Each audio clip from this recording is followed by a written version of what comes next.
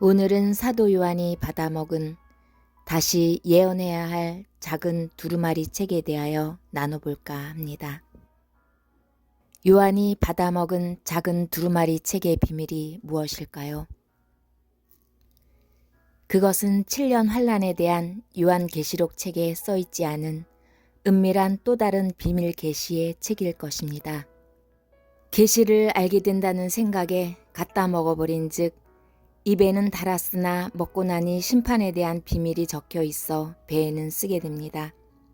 그 두루마리 책은 마지막 때 열릴 비밀이 들어있다는 것입니다. 즉 우리는 성경 해석에 많은 오류가 있을 것이라는 것입니다. 왜냐하면 성경은 진리를 외면하고 불의를 좋아하는 모든 자들로 심판을 받게 하기 위하여 숨겨지고 가려져 있기 때문입니다. 즉 성령님 안에 온전히 거하지 않는다면 사탄에게 완전히 속게 되어 있다는 것입니다. 또한 성경은 문자에 갇혀 오류를 범할 수 있다는 것입니다. 성경 말씀은 시공간을 초월하신 하나님의 말씀이신데 우리는 시간에 갇혀 그것을 해석하려고 하기 때문입니다. 성경에 정해져 있는 시간들은 각각의 모든 사람들의 종말이 다르듯 각각 주어진 시간들이 다른 시간들임을 깨달아야 할 것입니다.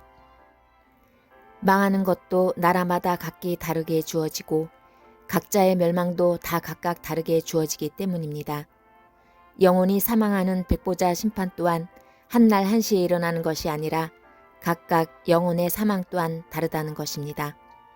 우리 육신의 사망이 있듯이 영혼의 사망이 있으며 그것이 바로 백보자 심판이라는 것입니다. 물론 영생하는 자들은 이 백보자 심판을 받지 않을 것입니다.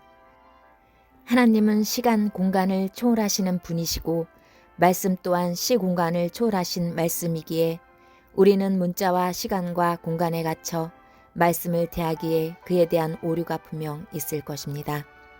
천년왕국에 대한 말씀 또한 세상에서 벌어질 일로 해석할 수도 있다는 것입니다. 그러나 온전히 하나님의 뜻을 진리 안에서 찾고 찾다 보면 결국에 그 뜻을 우리는 밝히 이해하게 될 것입니다. 또한 예수님께서 오셔야 비로소 알 수 있는 것들도 있을 것입니다. 우리는 다 불완전한 존재이기 때문입니다. 완벽하신 분은 오직 하나님 한 분뿐이십니다. 그래서 항상 불완전한 인간의 말들은 다 믿지 말고 말씀 안에서 성령님께 꼭 검증을 받아야만 할 것입니다. 다음 편에는 그 작은 책의 비밀에 대한 묵상 내용을 나눠보고자 합니다.